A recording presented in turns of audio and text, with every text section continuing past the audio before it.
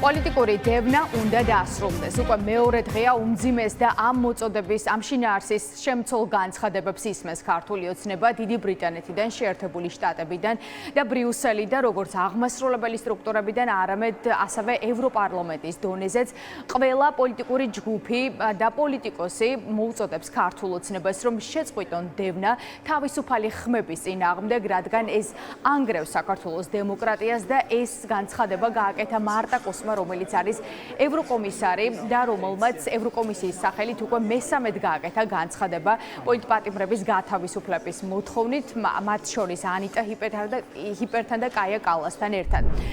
ჩვენ მოვისმინეთ მძიმე განცხადებები ასევე ევროკავშირის აღმასრულებელი სტრუქტურების, წევრი სახელმწიფოების, საგარეო საქმეთა მინისტრებისგან, მათ შორის მარგუს ცაცკნა, რომელიც არის ესტონეთის საგარეო საქმეთა მინისტრი, ამბობს, რომ ქართული ოცნება რეპრესიებს ახორციელებს საკუთარი მოქალაქეების წინააღმდეგ და აუცილებლად უნდა გათავისუფლდეს ყველა პოლიტიკური პატიმარი და ასევე უნდა შეწყდეს დევნა და უკანონო დაპატიმრება თავისუფალი ხმებისა. ევროკავშირს ამასთან დაკავშირებით რეაგირებაც უნდა ჰქონდეს.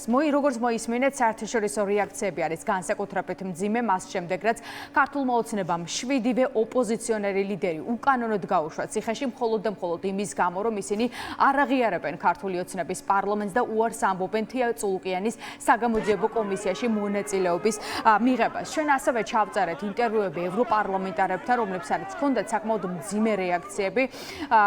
გერმანელი ტობიას კრამერი პირველებთან ინტერვიუში პირდაპირ ამბობს, რომ ქართული ოცნება სულ უფრო და უფრო დამოკიდებული ხდება რუსეთზე და ეს არ არის ჭკვიანური სტრატეგია, განსაკუთრებით იმ ფონზე, რა მოცემულობაც ახლა რუსეთმა შექმნა ევროპაში და რუსეთს არ სჭირდება მეგობრები სამხრეთ კავკასიაში. ტობიას კრამერი ამბობს, რომ მას სჭირდება მხოლოდ ვასალები და ისინი, ვინც პირდაპირ და მარიონეტები, ისინი, ვინც მის პირდაპირ დავალებებს შეასრულებენ. ამიტომაც ქართული ოცნებას მოუწოდებენ გამოფრთხილდეს და რაც შეიძლება სწრაფად დაუბრუნდნენ ევროპულ გზას.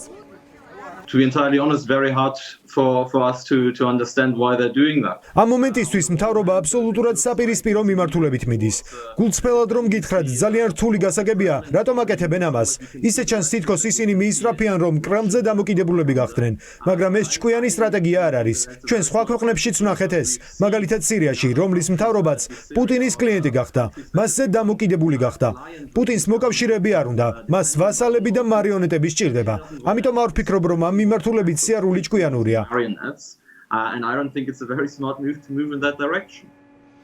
საქართველოში დემოკრატიული ოპოზიციის ლიდერების გასამართლება სამართლიანობა არ არის. ეს განცხადება უკვე დემოკრატმა სენატორმა ჯინ შაჰინმა გააკეთა. შაჰინი რისის შემდეგ არის მეორე სენატორი, რომელმაც დაგმო ქართული ოცნების რეპრესიული პოლიტიკა და ქართული ოცნება სწორედ რეპრესიების განხორციელებაში ამხილა. სენატორი კონგრესის სახელით მოითხოვს, რომ გათავისუფლდეს ყველა პოლიტიკური პატიმარი დაუყოვნებლივ და ასევე მოუწოდებენ საქართველოს ხელისუფლებას, რომ შეწყვიტონ ავტორიტარული გზით სიარული. მე შეგახსენებთ, რომ სენატორი შაჰინი არის ის სენატორი, დემოკრატის სენატორი, რომელიც არის მეგობარი აქტის ძალიან აქტიური მხარდაჭერი და ის ბოლო კვირების განმავლობაში პირობასაც დებდა, რომ ყველაფერს გააკეთებდნენ იმისთვის, რომ მეგობარი აქტმა წარმატებით გაიაროს კონგრესის ყველა პალატა და პრეზიდენტ ტრამპის ხელში აღმოჩნდეს დოკუმენტი, რომელიც ბიძინა ივანიშვილის დასანქცირებას მოითხოვს.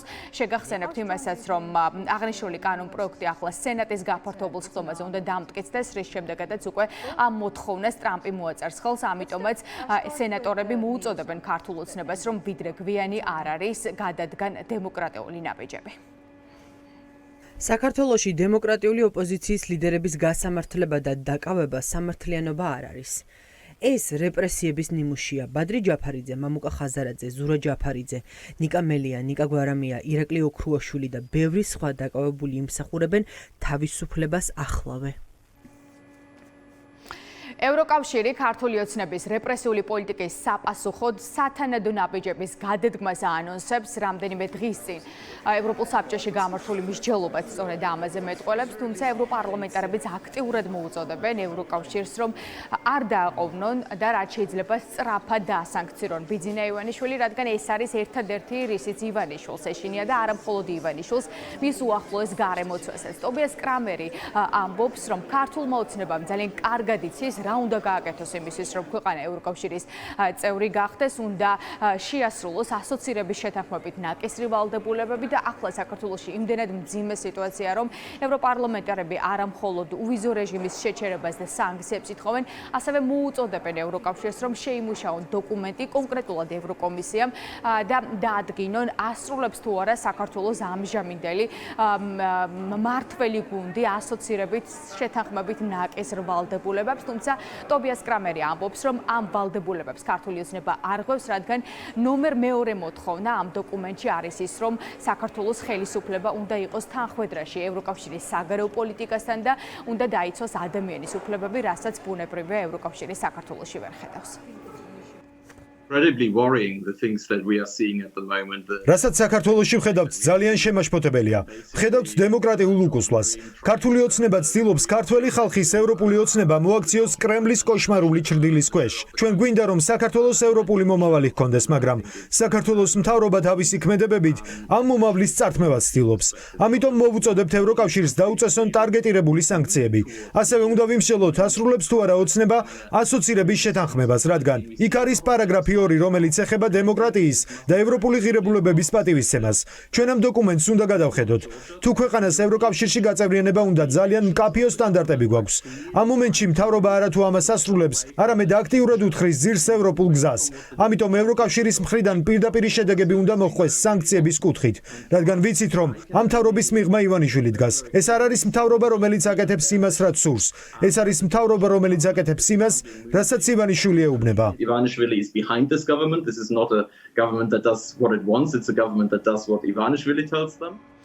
ბრიუსელში ამბობენ, რომ ის, რასაც ახლა საქართველოში ხდება, ამას წლების განმავლობაში რუსეთში და თურქეთში ადევნებდნენ თვალს, თუმცა ახლა იმავეს ხედავენ ევროკავშირის კანდიდატის სტატუსის მქონე ქვეყანაში, შესაბამისად მოუწოდებენ ქართულ ოცნებას, რომ შეწყვიტონ რეპრესიები ოპოზიციური ხმების წინააღმდეგ. არ უნდა დავუშვათ, რომ სამხრეთ კავკასიაში ახალი ბელორუსი გაჩნდეს. ეს განცხადება უკვე კურტ აბრაჰამმა პასეს ვიცე-პრეზიდენტმა გააკეთა.